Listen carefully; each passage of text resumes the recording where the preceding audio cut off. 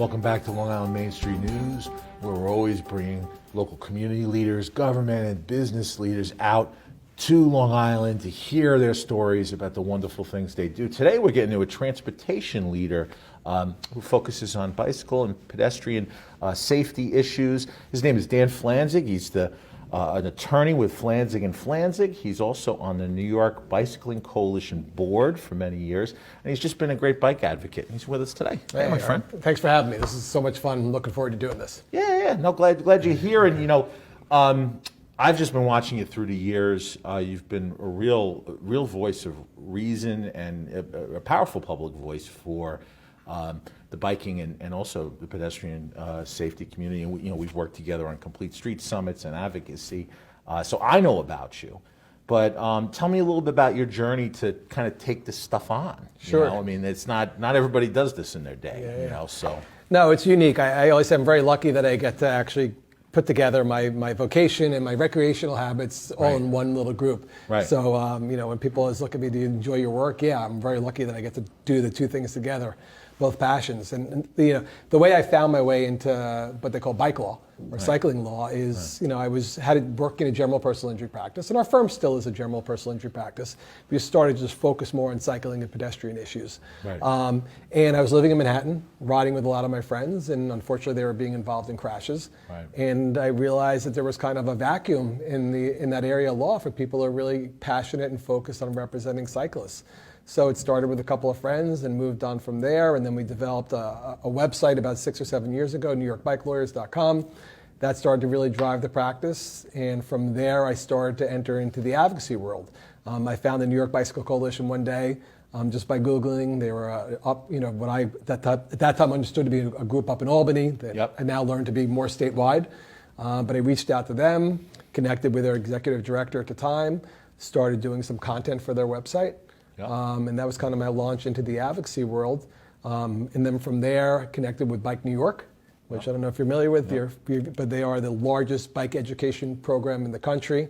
Started being a sponsor for the TD Five-Borough Bike Tour. Unfortunately, that was canceled this year due to COVID. Sure. But started doing programming with them as one of their educators. So actually in Manhattan at different locations once a month, either a bike shop, a bike club, talking about bike law and educating their members. And then here locally, I've, again, pre-COVID, once a month I'd be at a Massapequa Bike Club, Brand Cycle Shop, doing lectures and talks about it because it's just fun. I love talking about bikes. Yeah, and it's funny, the biking community on Long Island, there's a lot of bike shops that are fantastic, a lot of local bicycle clubs that are fantastic, and then there's, a lot of, either on-road or off-road, bicyclists that are, very passionate and about really improving the conditions, but also just Long Island's a beautiful place, and they want to be able to traverse through and experience the world, on a bike. And there's challenges to that, right? So that's kind of what bonds you and I. Right. So what are some of the issues that you're seeing? And maybe we'll start at the county level. The county does oversee a fair amount of their own roadways, which really need improvement. Yeah, infrastructure here on Long Island compared to, you go to other parts of the country and you're like, my God, look at these beautiful paved bike lanes. Right. They're safe, they're secure, they're apart from traffic. Right. They are what, when you look at the MUTCD or AASHTO, these design guidelines, like, wow, they are the textbook bike lane. And then you come here and you're like, what is this? In terms of Nassau and Suffolk County, they lead the state outside New York City in terms of the highest number of fatalities for pedestrians and cyclists. Our numbers are horrible. Yeah, we've been saying that with the TriState Transportation Campaign. We've been keeping numbers on that for the longest time, and it hasn't gotten much better. No, historically it's gotten worse. Yeah. And there's been opportunities that unfortunately I feel like our legislators haven't taken in order to create Vision Zero initiatives here on Long Island. And some things are so simple. What frustrates me is when I see a roadway being repaved, and they have the opportunity to narrow the roadway and create wide shoulders. Right? We're not doing something so expensive. It's just paint. Paint's cheap, right? It's paint. It's paint. So that's one of my biggest frustrations on the county level. Meaning, a car needs, I think the minimum is 8 even at 10, that could still create a 3-foot shoulder on most roadways here on Long Island. And they don't do that. You're down to a 1-foot shoulder. Yeah, and you have these expressway wide lanes, Right. 13-foot lanes going through communities that have, and you're not talking about going through communities like, Ridge or communities, where there's minimal pedestrian or maybe there's some cyclists, recreational cyclists, but there's not a lot of people in some of these neighborhoods. But when you're going through neighborhoods with people walking, biking, Right. there's a lot of activity, It and is. it's this wide lane that you could literally you could take 5 feet off this. Absolutely. What do you, 4 feet at least. What are you doing? Yeah, so they call them road diets. Yeah, road yeah, diets, exactly. right? And the road, Yep, we yep. want to shrink these things down. So it's not a big ask. Yeah. It's just a question of our legislators and our Department of Transportation's taking a look at this and saying, look, we can do this. It's not a big deal. Our problem too, our planning is so, roads that are being built today, were planned 5, 6, 7 years ago. Yeah, it's so behind. Right? Yeah. So they're not staying up to current AASHTO standards and MUTCD standards.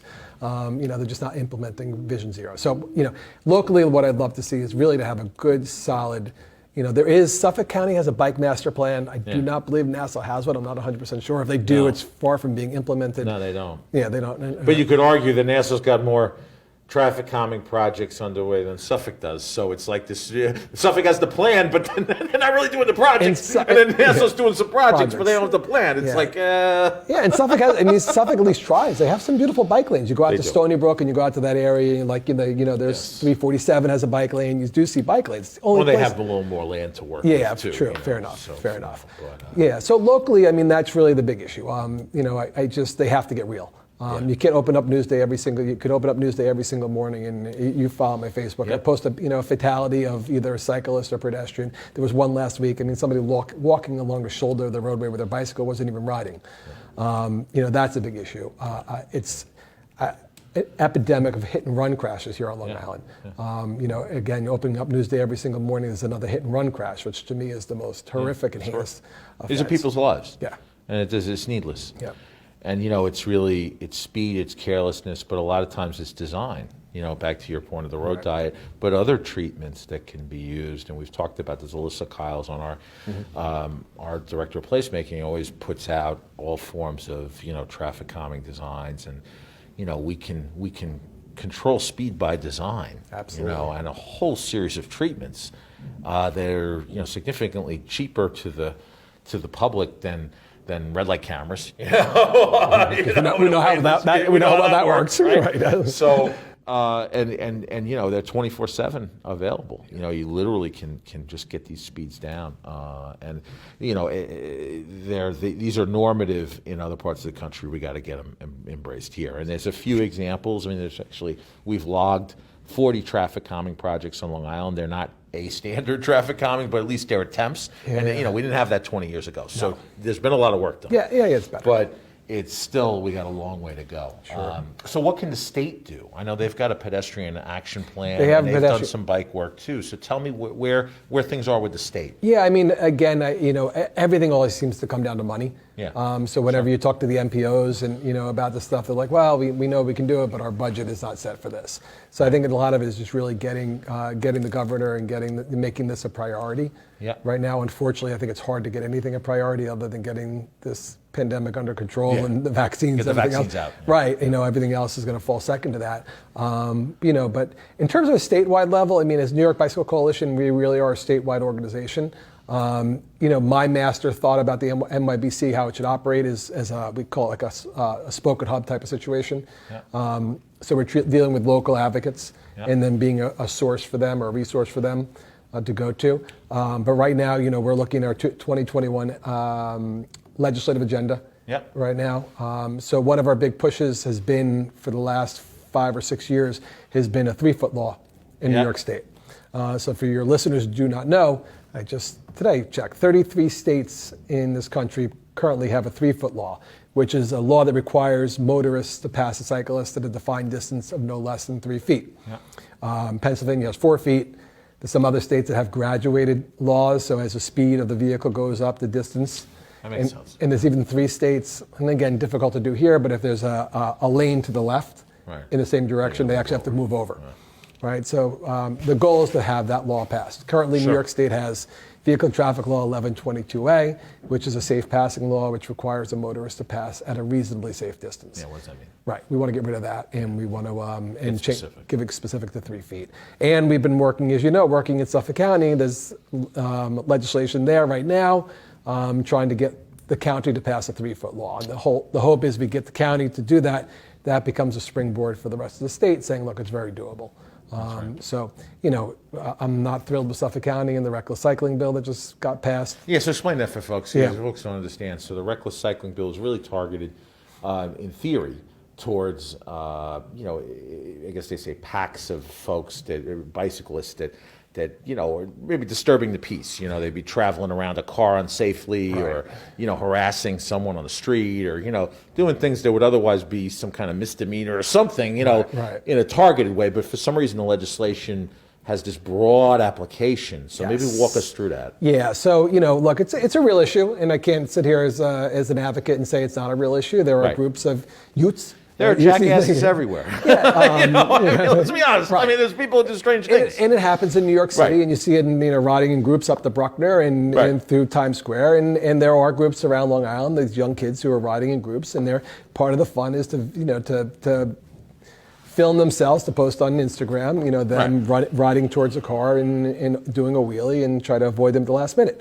So I understand the intent of the legislation. I don't think the intent is bad. I understand, but let's talk about what we need for these kids. Yeah. Do we need to lock them up, or do we need more safe places for them to ride? That's right. Do we need pump tracks? Do we need places where they can go and have an outlet and a place to ride? So the statute ended up becoming, as now we're reading it now, it's a misdemeanor if you engage in reckless conduct or reckless riding, which is a wheelie. Yeah. I don't know about you, Eric, but I did lots of wheelies as a kid. And I never got, now a kid does a wheelie, they can get locked up for it. Right? Also, if an adult runs a stop sign, their bike can be impounded.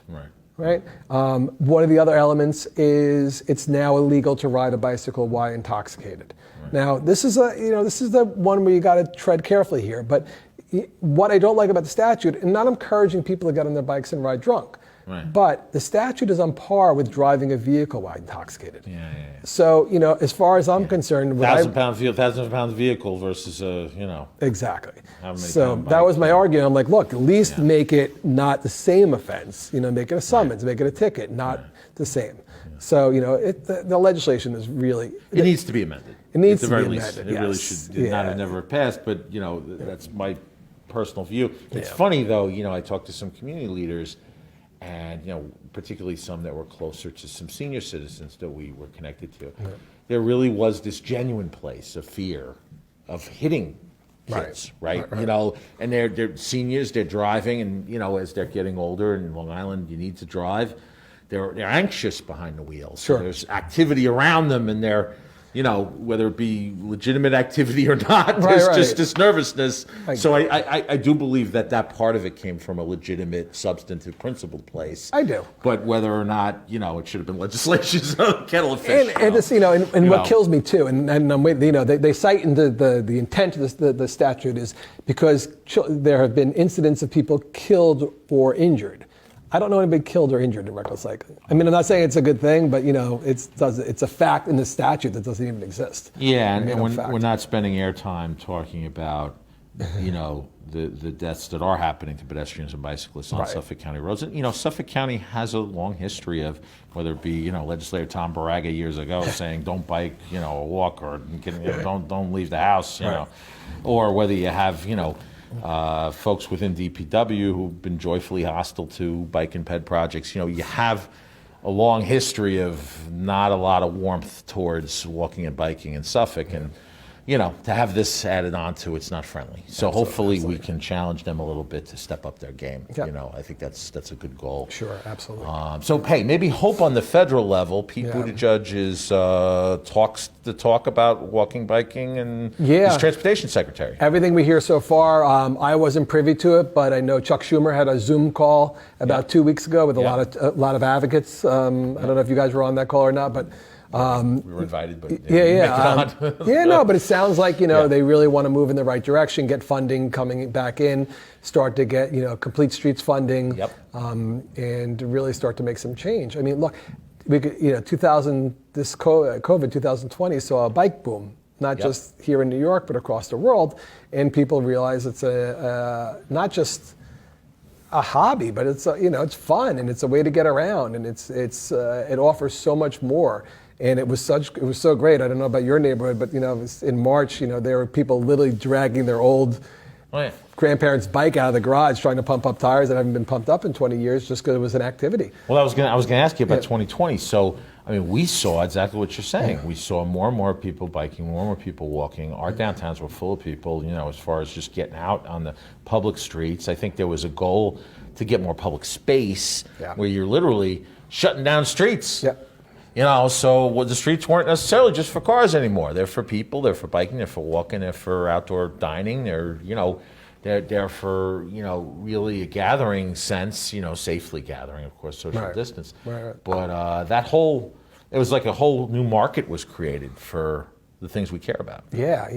Right? And absolutely, you said the outdoor space. I laugh because the year before, as you know, I live in the village of Seacliff, and the year before it was Car Free Day, Long Island. Sure. So we had gone around to all the business owners on Seacliff Avenue saying, hey, Friday night we want to shut down the street and we're going to have Car-Free Day.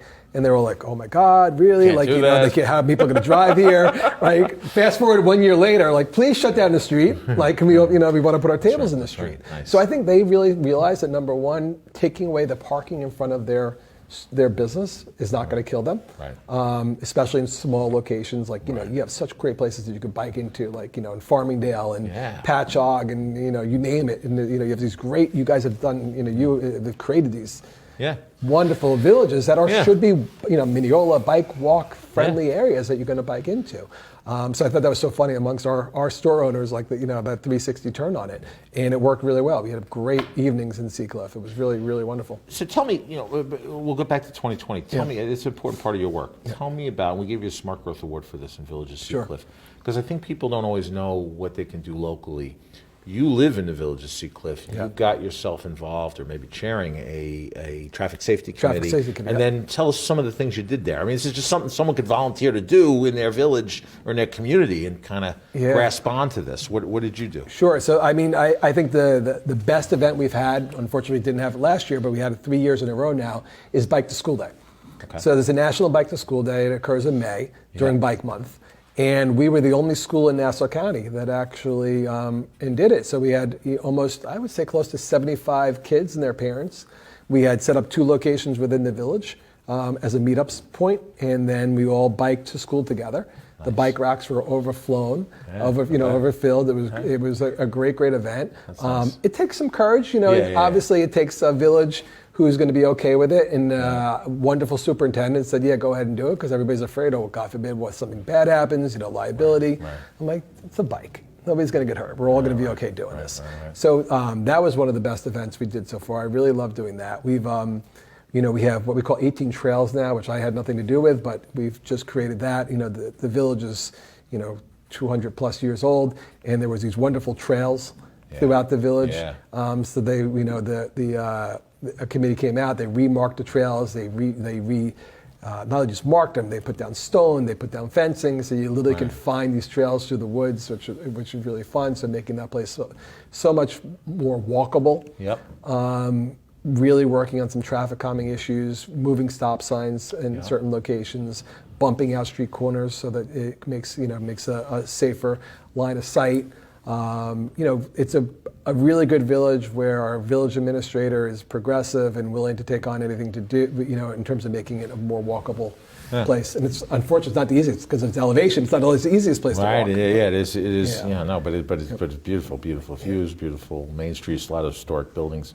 And I love. I'll use some definitely diverse building types. And, no, it's a really great village. But there are other great villages that can embrace some of these concepts. So it's just good to know you can do them local. Sometimes you think, I'm not going to Albany, I'm not going to D.C., or I'm not going to be a Dan Flanzig and stand in front of the county legislature. But maybe, hey, I can prioritize an event or some kind of traffic calming project in my village and my community.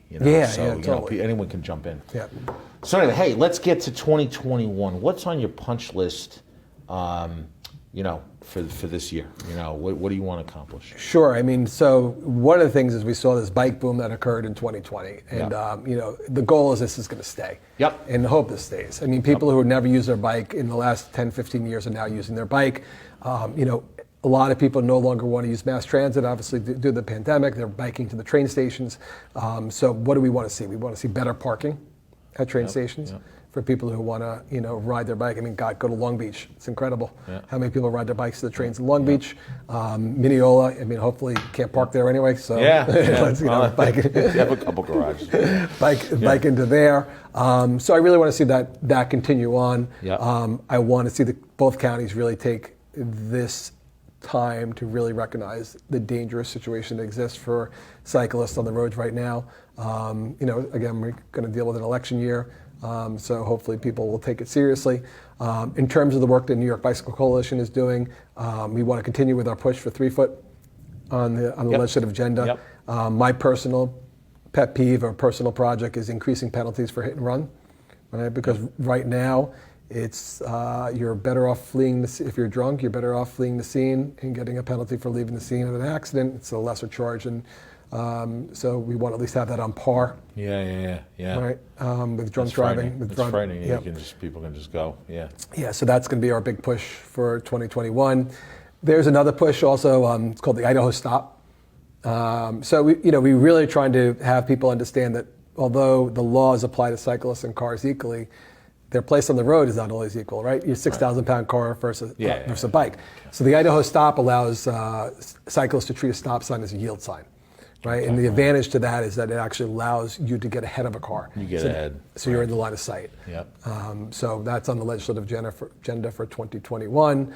That's it. I had a nice meeting today, a phone meeting with Transportation Alternatives and their legislative person there, and creating Crash Victims Bill of Rights. Also. That's good. We've heard about that. So that's another one. That'd be good. That's something we'll probably get on board with for sure. So that's going to be good. Allowing people to have access to police reports, timely, participating in fatality hearings at the Department of Motor Vehicles, things like that. And it's funny. I'm sure you're on board with some of this stuff too. However, our agenda's always been just get as much dollars out of the transportation budget for bike and ped projects as possible. Just go through, project by project. We were trying to get a set-aside fund for a lot of years, but, I think we've been more successful getting more and more dollars into the projects individually, which we're starting to see. And Empire State Trail. That's a big win. We worked on that. And for your listeners who don't know what that is, explain that. Empire State Trail. It's funny and kind of funny, right? At the same time, right? They created a trail. Basically, you can bike from the top of New York all the way down to basically into Manhattan, and then it stopped. And for some reason, they forgot Long Island. So, the goal now is to complete the Empire State Trail from Queens to Montauk. And there's lots of good opportunities to do that using all different methods. Stitching together a lot of what's been, good work's been done by bike and ped advocates through the years. So I think we might be able to, get there. At least the resources are there now. So and the recognition, so. Absolutely. And in terms of mountain biking, I mean, people don't even know the number of trails that are going on. You're familiar with Climb and Mike Vitti. Climb is phenomenal. Mike Vitti, it's a powerhouse. Smart Growth Award. Oh my God. Deserves 12 of them. He's powerhouse. Done so much work. So the new trails over in what I call Bar Beach, but North Hempstead. All those new trails that are going in over there. It's going to be 5 or 6 miles of mountain biking and hiking trails along the water in there in Port Washington. To get that up in Port, up in North Hempstead and again in Nassau in general, it's pretty phenomenal. So I'm psyched about that. So good stuff. Good. Good to see these types of things happen close to home for lots of folks. Not everybody lives in the good places in Brookhaven where he's able to get a lot of trails. So, hey, look, there's a lot of great stuff. Tell me a little bit about you. That's non-biking. Sure, non-biking. I grew up in Huntington. Left Huntington to go to school at Rutgers. Graduated from Rutgers, ended up going to CUNY Law School. So I ended up living in Queens for a few years and moved into Manhattan where I was in my end of law school and was in Manhattan for 20 years. Met my wife, Hurricane Sandy came along, and we had our first child on the way. Nice. So we were ready to move to find some more space. We headed out back to Long Island. My office has always been in Mineola, so I was always There you go. reverse commuting anyway for 20 some odd years. Right. So we found Seacliff totally by chance, and now have our second child. So we have a 5-year-old and 7-year-old. So that's That's you. takes up a lot of my time. Takes up a lot of your time. Yeah. That's Yeah, that's pretty awesome. But it's great you're rooted in your community and raising a family here. Yeah, I love it. And you're bringing your values and I guess your physical activity too to your some of your professional work, which is really neat. So hey, tell folks out there how they can get involved, because I think it's important. Sometimes we wring our hands with problems and we rant, and maybe people get on social media, say strange things. And I think it's like the worst place to do any kind of collaboration or any meaningful, dialogue. How can people step forward, in real time, and what are the range of things they can do? Sure. So, like you said earlier, I truly believe that the best advocacy starts at the grassroots local level, right? So it's starting with your town, your village. Nobody really is ever going to tell you that you're doing something wrong because you want to walk safely or bike safely, or because your kids want to get to school safely some way other than the car or a bus. Right. So it's going to your local legislators, your village, your school district, to work on finding places to find safe routes to school, places your kids can safely get around. In terms of pay attention to ongoing legislation. I mean, Suffolk County, when we were dealing with the reckless cycling bill and the 3-foot law, we had a lot of advocates, and also just members of bike clubs. Now you don't have to leave your house. Just hop onto Zoom and get in there and let people know how you're feeling. Your legislators, look, they care. They're going to pay attention. That's right. If you call them up. So emailing them and showing up at these hearings and having your voice be heard is really, really important. People don't understand the value. Their legislators, they care. They do care. You're their vote. Yeah, and I'd even say take it a step further. Start paying attention to some of the roads that are redone in your neighborhood. Try to get on that early. And you can contact our office and certainly through you, or what you do. But I think getting involved early to say, hey, maybe we need a bike lane here. Maybe we need some traffic calming. Get that on the legislators' radar even before they resurface. Get ahead of it. Then it can get into the design process, and you can start to see physical changes. You're 100%. So yeah, because what I tell people all the time, like once that road is redone, it's not being redone again for 20 years, right? Yeah, so that's exactly. So I have one project right now where we're like, I'm all over the county. I'm like, you're not putting a shovel into the ground until we give you some. Please. The good stuff. So how can they directly get involved with you? So your law firm, you have a website for your law firm, Yeah, right? so the law firm is this. You can find either Flanzig of Flanzig or NewYorkBikeLawyers.com. Okay. New York spelled out. In terms of advocacy, it's the New York Bicycle Coalition. Their website is NYBC.net, because New York Blood Center took .com. So we got .net. There's lots of information either on my website or NYBC. And also I'm also working with Cindy Brown now. I'm on the board of the New York Coalition for Transportation Safety. Okay. So I'm working with her organization as well too. She's a great advocate. Sure. Yep. No, good. And we're going to be reaching out. We're going to be working together on the Complete Street Summit that we have coming up, March 25th, 26th, I think we've got. So we'll work together on that, and we're going to do some good stuff this year. Yeah. So Dan, thank you for coming in. Thank you for having me. It was so much fun. Totally cool. Yeah. All right. So, hey, folks can get involved in bike advocacy, pedestrian safety, all the types of things that make a safe, walkable, bikeable, and just well-planned community. And that has great places that we have on Long Island. So get involved, New York Bike Lawyers, so you can get involved privately with Dan, and certainly be aware of the legal work that he does to help bicyclists. That's critical. But on the advocacy side, nybc.net, and just get involved in your community, in your county, your town, even your village. If you see something that's unsafe, we do walking audits. There's other things that we do with AARP and others, and we can physically improve the conditions on our roadways. And we really have to, for our children and for our sense of safety for all of us. So thanks for tuning in. We'll catch you in the next edition.